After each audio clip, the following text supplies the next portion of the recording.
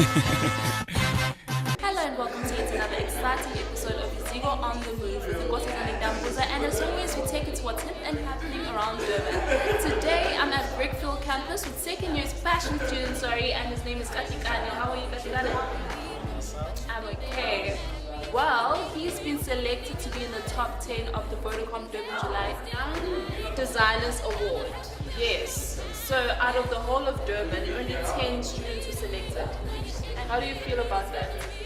Well, it's just amazing. You don't usually get this type of opportunity, and to actually make it to the top 10 is something different for me, because out of 105 and to make it in the top 10 is enough for me. Even if I don't get the number one, I'll still have the consolation. Wow.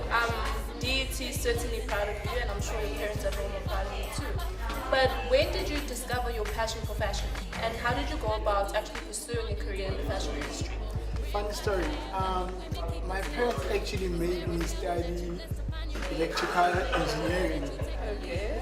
So the thing is, I would always dress up to the engineering school. So people were like, "Yo, dude, you should do fashion design." I'm like, fashion design? Okay, maybe. And then it started building up.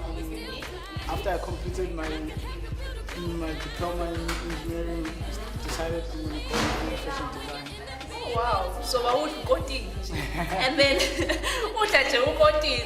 your parents were like, you know what, son, just do this. Do what you gotta do. That's an amazing story, really. And how are your peers? Like, how have they received your brand? Do they support it? My friends have always wanted me to make something.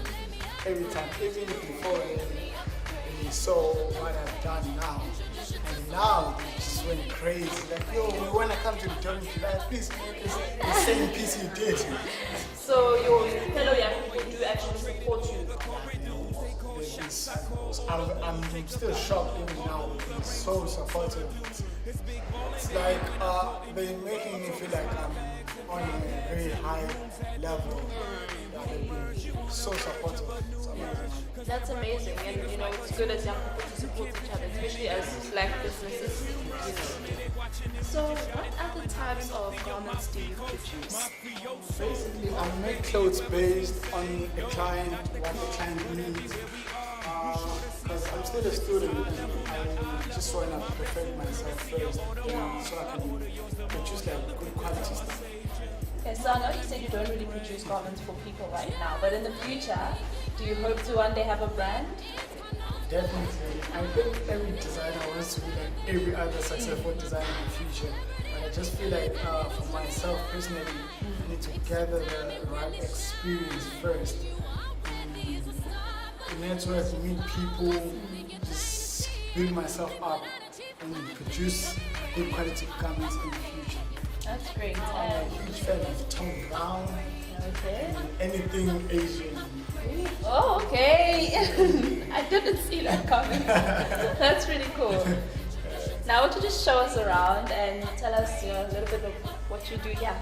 This could be easy. I'll be there whenever you need me. So, Oh my word. I feel like I'm on Project Runway. No, I need to look like a designer now, guys. Okay. Wow. this is perfect. Let's do this. I'm ready. I'm ready to just work.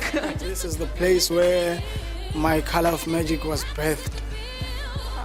We basically spend a lot of hours here, like 4 hours a day, constructing work, unpicking, sewing and unpicking. Basically. I'm in the fashion and textile department, and I'm currently doing second year. And this is the garment technology room, where we're helping the mommies how to sew. Give them basics, we're learning from them, and they learning from us. It's giving back. Grade you, partner, let me upgrade you. Grade you, let me upgrade you. Grade you, partner, let me upgrade you.